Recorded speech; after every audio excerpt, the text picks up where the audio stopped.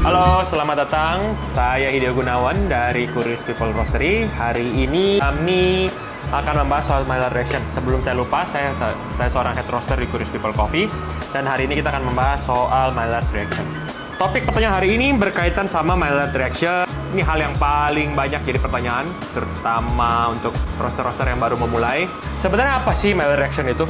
Maillard Reaction itu adalah reaksi, disebutnya Browning Reaction. Jadi tadinya suatu komponen atau suatu bahan makanan, kita bicara makanan, bahan makanan itu dari warna aslinya berubah menjadi kecoklatan. Seperti kalau kamu lihat apel, atau kalau kamu melakukan karamelisasi, ya itu semuanya browning reaction. Tapi ada perbedaan antara Maillard Reaction sebagai browning reaction dengan karamelisasi sebagai browning reaction. Bedanya begini, komponen-komponen kimiawi yang berperan di dalamnya juga berbeda. Maksudnya begini, saat Maillard Reaction terjadi, komponen-komponen yang digugakan adalah amino acid dan reducing sugar. Reducing sugar itu seperti gula-gula sederhana.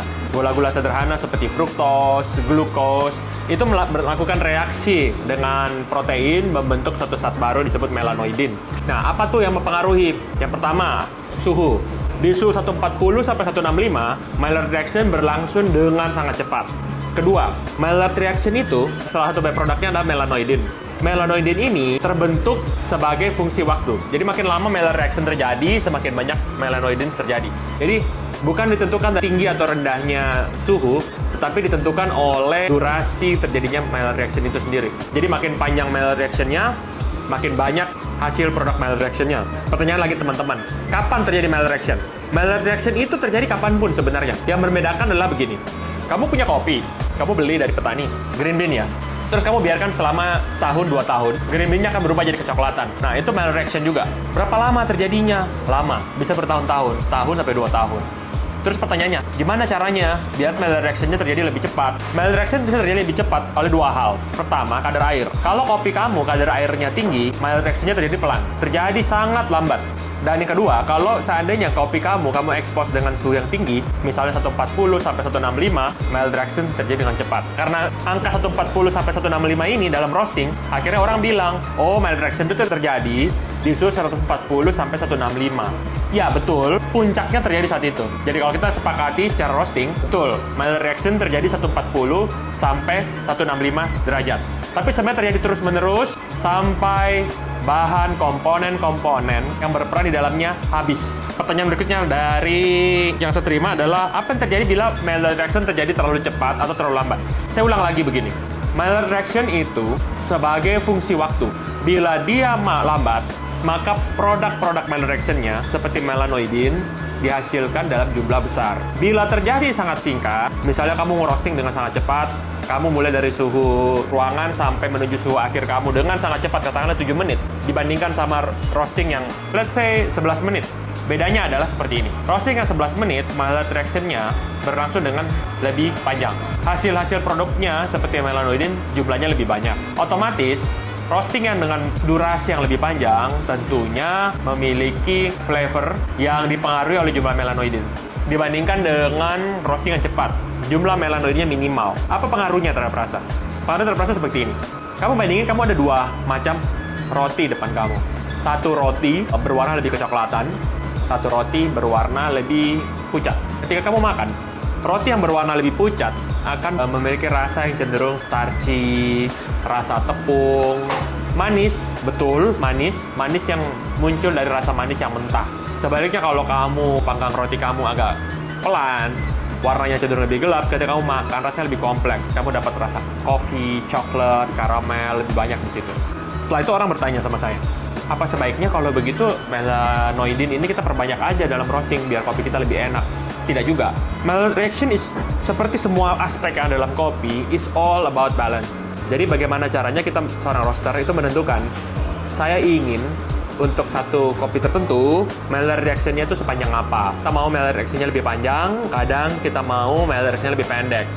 Tergantung. Kita ambil contoh. Depan saya ini ada beberapa kopi. Otomatis kopi yang mentah ini pasti rasanya sangat rasa tepung, dominasi rasa tepung, greenish.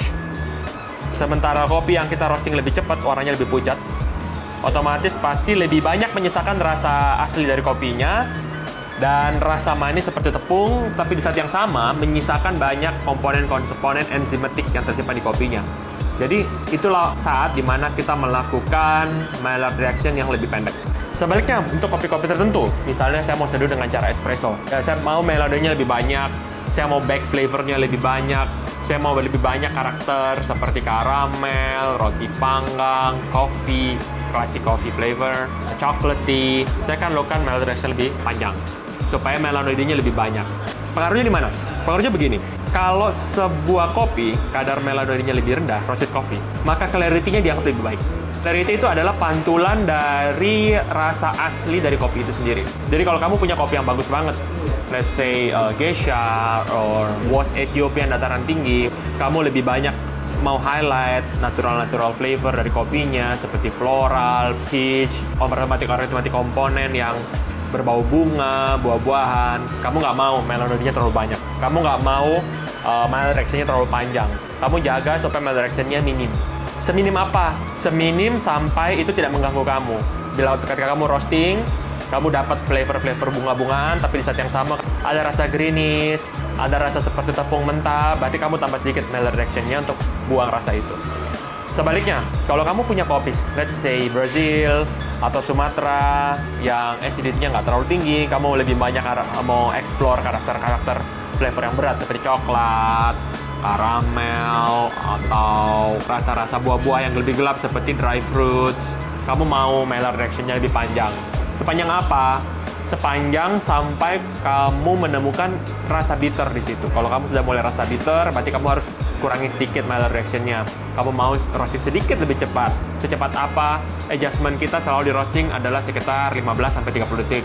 Jadi kalau kamu mau percepat 15 detik, terus kamu lihat, kamu sudah happy atau belum. Kalau kamu mau perlambat, kamu perlambat juga 15 detik, terus kamu lihat kamu sudah happy atau belum. Kalau kurang atau belum puas, kamu boleh percepat atau perlambat 15 detik lagi. Sekian untuk hari ini. Kalau seandainya kamu ada pertanyaan-pertanyaan lagi soal roasting, silahkan tulis di kolom komentar. Terima kasih.